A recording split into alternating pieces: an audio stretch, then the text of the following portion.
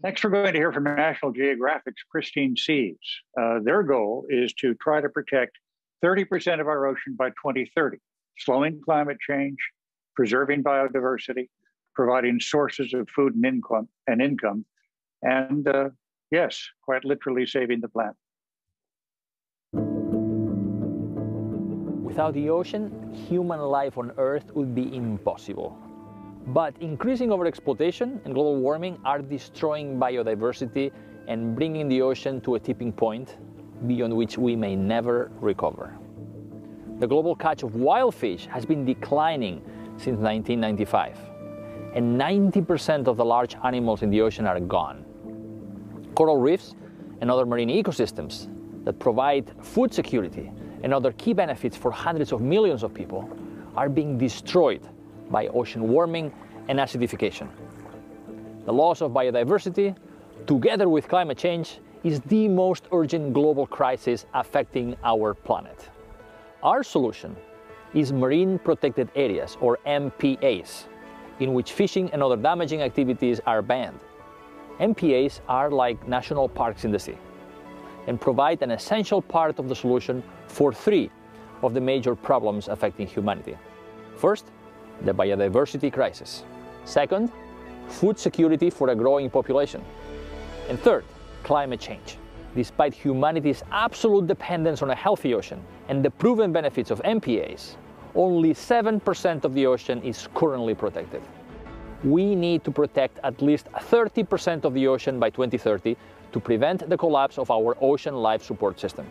In the next decade, Pristine Seas will help to establish 40 new MPAs and spearhead a worldwide network of partners to reach the goal of 30% of ocean protection by 2030.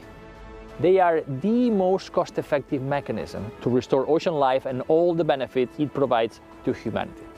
This decade is our last best chance to prevent the collapse of our planetary life support system. No child has a future without a healthy ocean.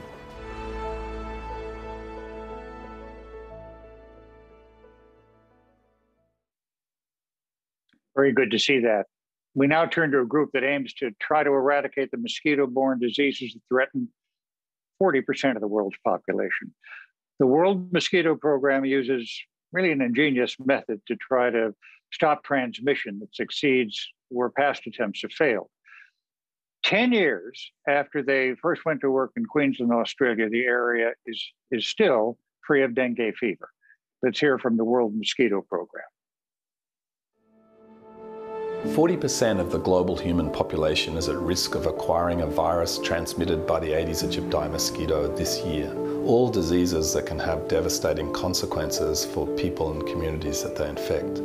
The easy solution, you would think, is just kill the mosquitoes. And while that approach has been tested and tried for many decades now, what we know is that it doesn't work.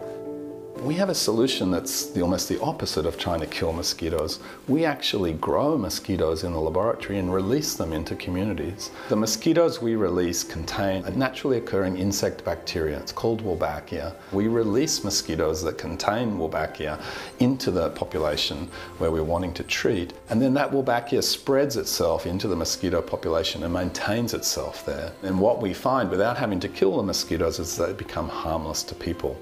We don't see any disease being transmitted. We don't have to keep administering it year after year as you would with spraying an insecticide or vaccinating children. This is a solution that's applied once and then it creates ongoing protection against the transmission of these viruses. We know our solution works.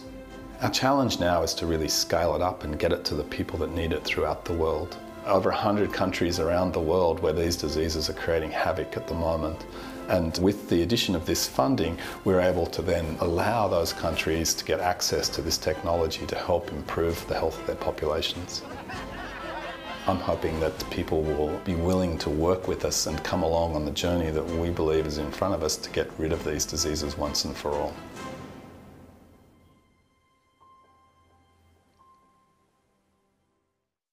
And now from Pristine Seas, we welcome Dr. Enrique Sala, and from the World Mosquito Program, Professor Scott O'Neill.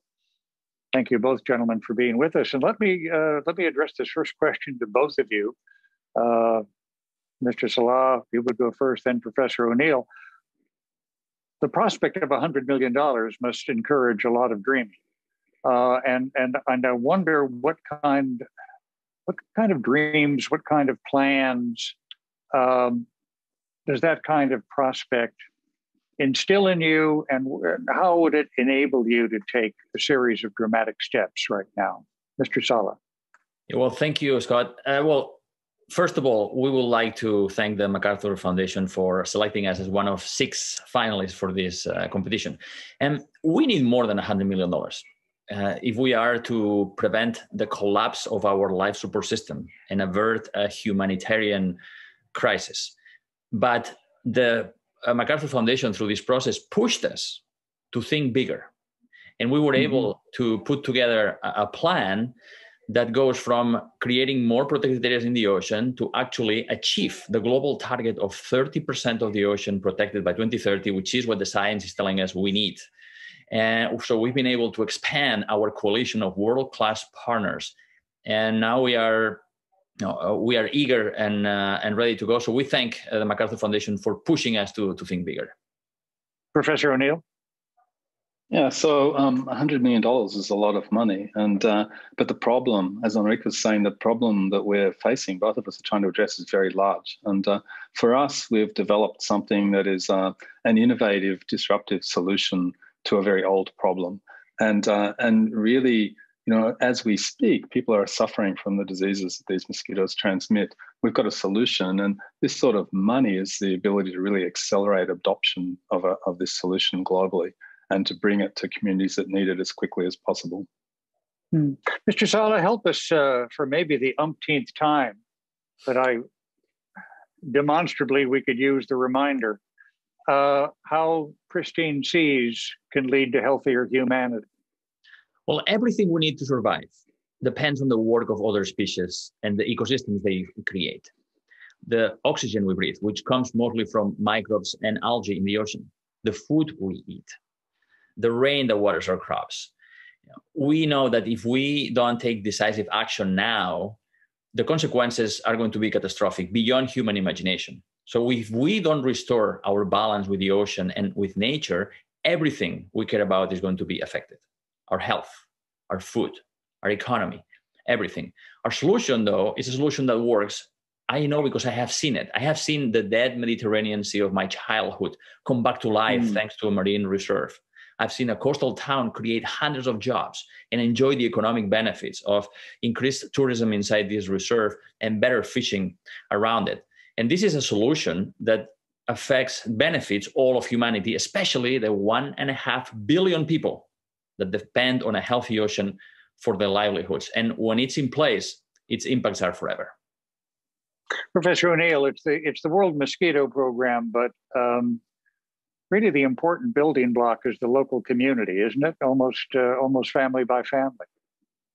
That's right. Yeah, communities are incredibly important to how we work, and you're right, they're the foundation block. And even though we work across whole cities, our work really starts with communities themselves and their acceptance and willingness to work with us in the deployments of these mosquitoes. And incredibly, to me, they're more than willing to be involved because there's no real solution working at the moment, and people are living in fear of contracting these diseases. And Enrique Sala, let me turn to you kind of in the same spirit. Community involvement, and particularly local and indigenous communities, is an important part of your program too, isn't it, in ocean conservation? No, absolutely. We will not reach 30% of the ocean or the planet protected without the involvement and leadership of indigenous peoples and local communities. And we do have a history of working with indigenous peoples and communities around the world, indigenous peoples in the Pacific, or the Cahuéscar and Yagan indigenous peoples in southern Chile. And so we come to help them secure the marine waters around their territories so they can conserve the traditional uses and activities safe from the threat of industrial exploitation. So in the future, we will continue, and actually we have ongoing projects working to help indigenous peoples to preserve their traditional cultures and uses and make sure that these continue for generations to come. And Professor O'Neill, let me ask you, I think, a question that's on a lot of minds now as we confront our future in these times recovering from a pandemic. Help us understand how the health in a community translates to a group of people living beyond community in cities and towns and principalities nearby. Yeah, really interesting with the diseases that we work with is that they tend to start and get a foothold where you have very dense population centers of people in cities. And then they radiate out from those areas into surrounding communities.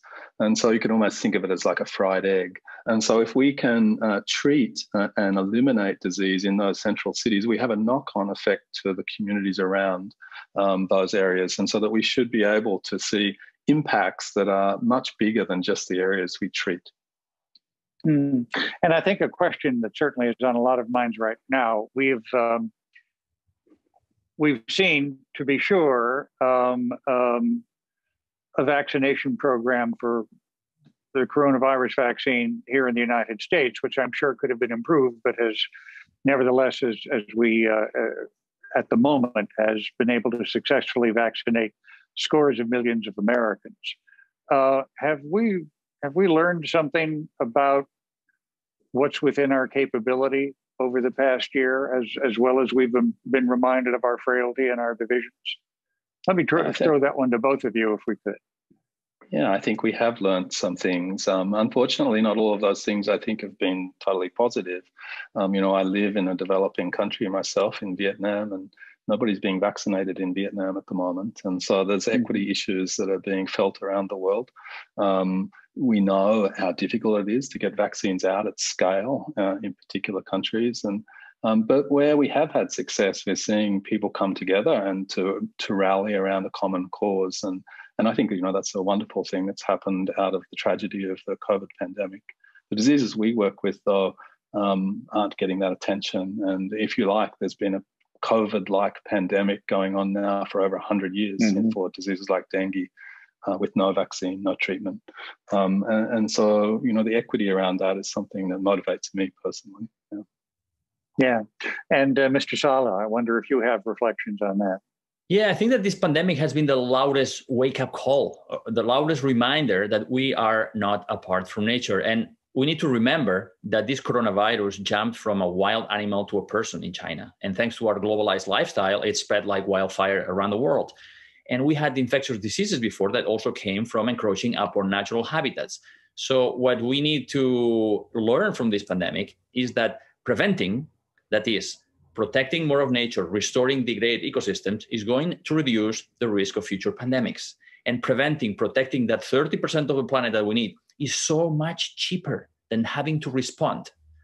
Trillions of dollars in economic cost, millions of lives that could have been, that are lost, that could have been prevented if we had banned wildlife trade and we had worked and invested more on the protection of the natural ecosystems, which are the best vaccine we have against these diseases. Well, thank you both very much, and thank you for being with us, and best of luck to your World Mosquito Program and Pristine Seas and your important work.